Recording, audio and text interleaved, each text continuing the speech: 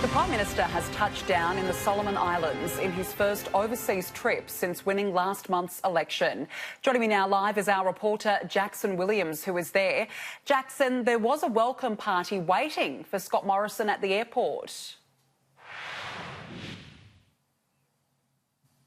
Yes, the Australian Prime Minister, joined by his wife Jenny, arriving in Honiara in the past couple of hours, greeted on the tarmac at Honiara's International Airport by Scott Morrison's Solomon Islands counterpart, Prime Minister Sogavare. Scott Morrison, the first Australian leader to visit the Solomon Islands in more than a decade, a very long time. The last PM to do so was Kevin Rudd, all the way back in 2008. Scott Morrison will be on the ground here in the Solomons, one of Australia's nearest neighbours, for just under 24 hours. Nonetheless, it's a very significant visit and sends a very strong signal as the Prime Minister's first overseas trip since his surprise re-election, and it comes as concerns grow internationally around China's growing influence in this region. The Solomon Islands, one of only 6 countries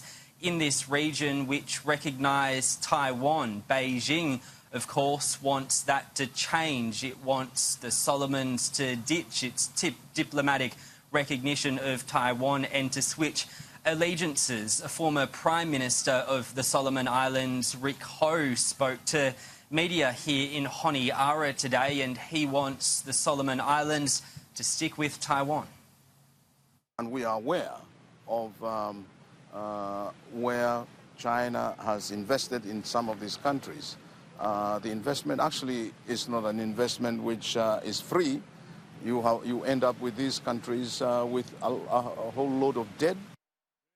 Jackson, while the focus is, of course, on strengthening ties, the Prime Minister could actually face some tough climate change questions.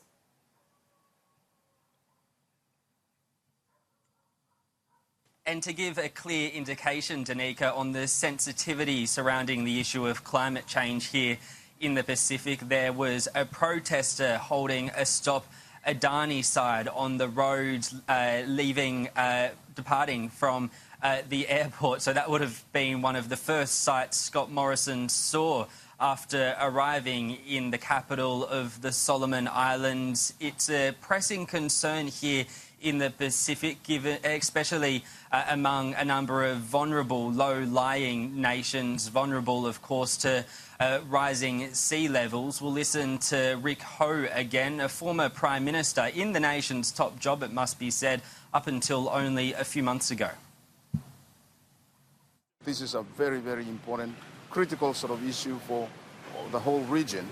And if Australia and the US are going to expect better engagement and more engagement with the region, then this is an issue that it's up front in our agenda.